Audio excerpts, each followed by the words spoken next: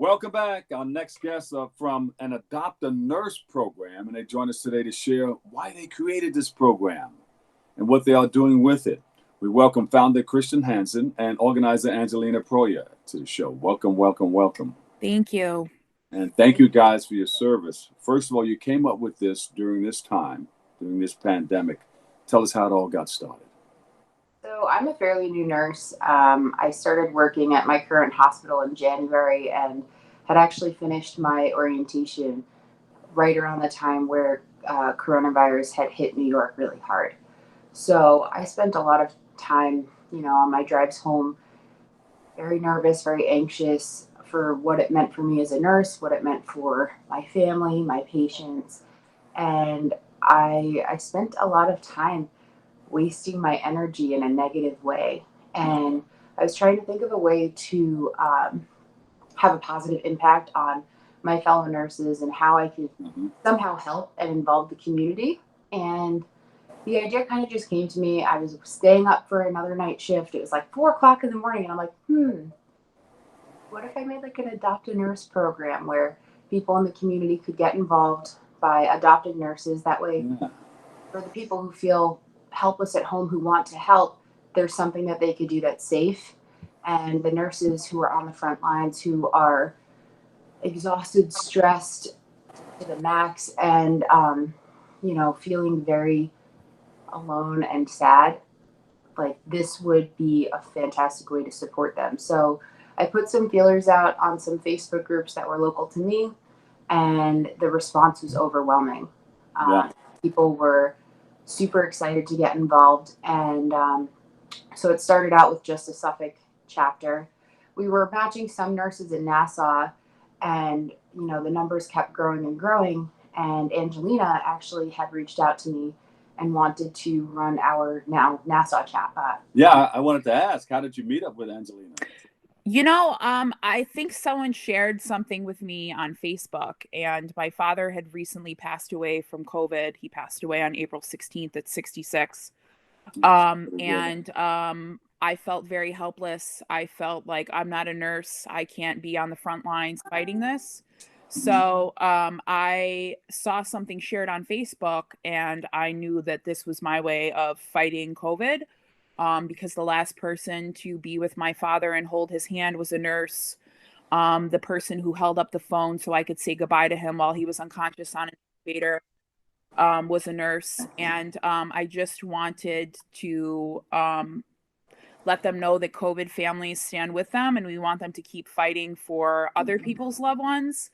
And I thought that this was a really good opportunity to fight while being on the sidelines. And I had to do something to honor my father. And that's kind of how it came about. I don't know who shared it with me, but I just saw it and I knew that I had to do something with it. So how old was your father, Angelina? My father was 66. Very athletic, in shape? He was running marathons. As recently as 5 years ago. He was, not a smoker. COVID doesn't care. It will kill you. And I think that's what people need to realize. And I just want to help all the nurses who are dealing with all the death that they're seeing, including my dad, and let them know that we're with them and we want them to keep fighting. All right. Right on there. Sorry for your loss, by the way. Yeah. Kristen, I see you'll have a lot on your back wall there. Can you explain some of those? So this is my wall of inspiration, my wall of gratitude. I change it on the daily. But these are all letters and cards and pictures from people who have been involved in this program, who have surprised me and sent me these beautiful, beautiful cards. There's one family who sends me a postcard every week with my face on it, oddly enough, and it's pertinent to whatever's happening either in the world or in the Facebook group. And I, like everyone, I have hard days, especially after I tend to try to cluster my night shifts together. So after 4 or 5 exhausting nights, you come home and you're just an empty shell. There's really not much left of you. So I get to come home and I see this. It's right between my bedroom is right there and my bathroom is right there. So I see this constantly.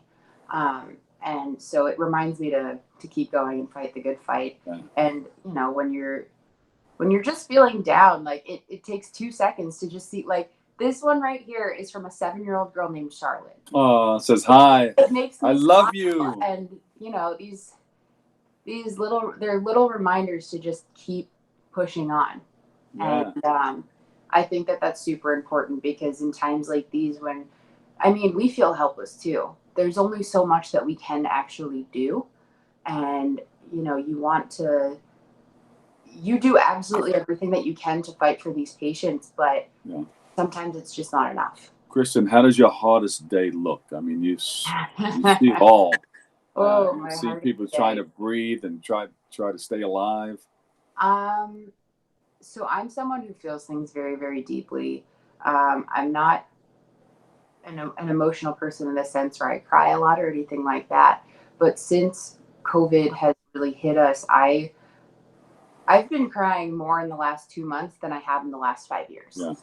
Um, What stands out in your mind that just makes you go into that?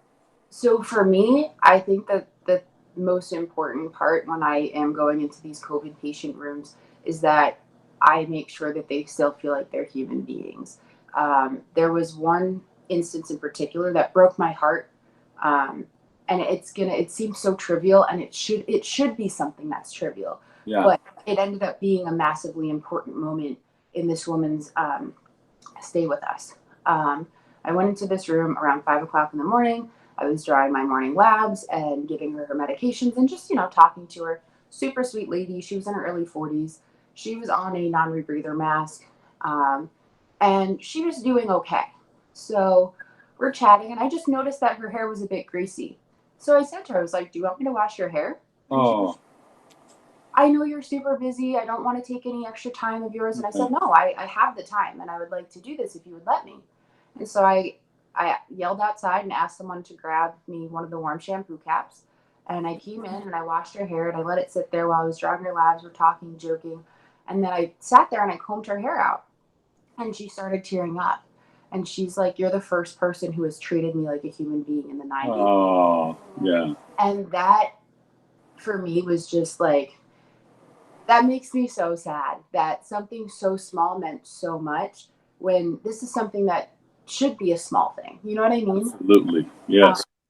So, I mean, it's little moments like that stick with you. So I make sure that I do any and everything that I can to make these people feel human. I had a patient a week ago who he wanted to show me a YouTube video.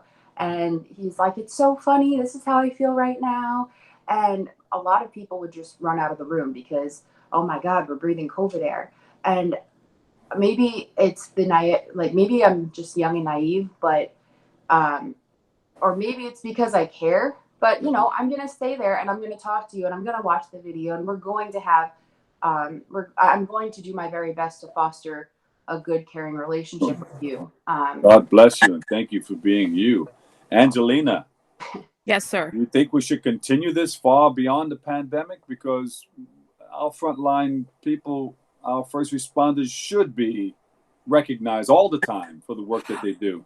I will tell you that I never realized how much work nurses do, how much they give their patients, and how much sadness they can see that they're exposed to. And I think COVID's really brought that to a heightened level. Will I continue this after COVID?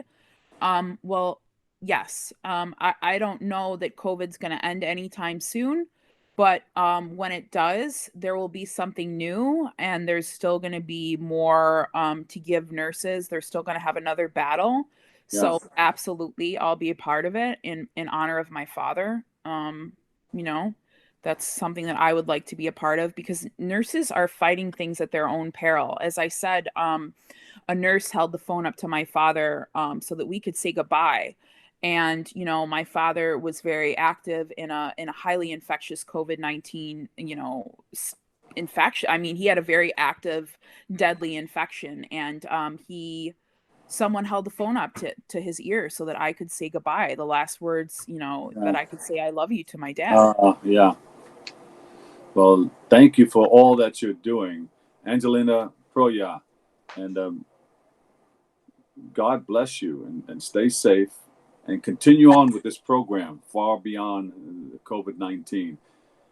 Kristen Hansen, thank you for your service and God bless you also. And thanks for joining us on BronxNet, okay? Thank you, Bob. Stay safe. We love you guys. Thank you for your service. Thank you for everything that you guys are doing because, yes, people, if they have to go, if they're going to die, you want them to die with love and dignity. And yeah, and with people, if you can't get people, your loved ones around you, at least have that compassionate nurse that's gonna be there, and for the last days or for the last minute. Thank you, guys. You're welcome, sir. Thank you. We'll take a break. We got more next coming up.